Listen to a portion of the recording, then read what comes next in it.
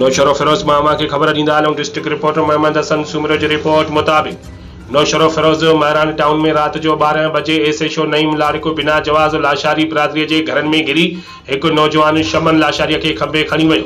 शमन लाशारी के भाउ पुलिस एहलकार का बार बार पुछंदो रहियो, असांजे घर में चोरन वांगुर भित टपी चादर चौदीवारी जो तकद इस्तेमाल कियो आहे।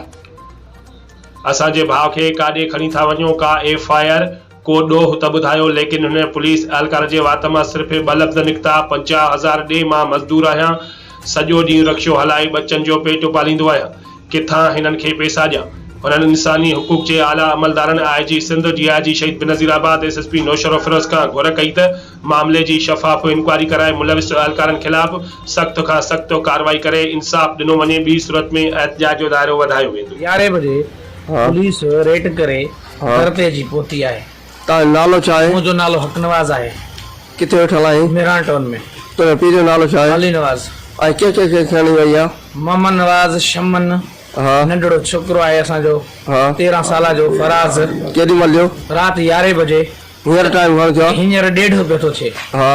मां दाऊं कयूं आहिनि, मूंखे पुलिस के जरा पुछां थो बाबा छा मसलो आहे, त मां असांखे ॿुधायो त सही न। सही न ॿुधाइण न छा ईअं दर खां ईअं टपंदी आहे या जीअं चोर जे रूप में अंदर असांजो दर टपी करे धक हणी पोइ था चवनि असां पुलिस। मां तो पुछां त बाबा असांजो ॾोह कहिड़ो आहे?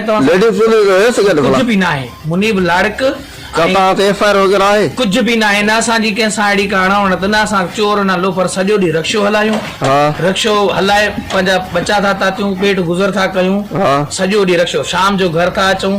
ही असांजी हालत आहे। हिन महिल ॾिस, मुंहिंजी अमड़ सां बदतमीज़ी करे उनखे धक हणी असांजे बचन खे असांखे जिन महिल घर खां ॿाहिरि निकिता पोइ था चवनि असां पुलिस हूं। अब पुलिस हो? मां तो पुछां त ठीकु आहे, तव्हां वटि अचे पुलिस हो, तव्हां वटि FIR कापी आहे? भाॻियो को आहे?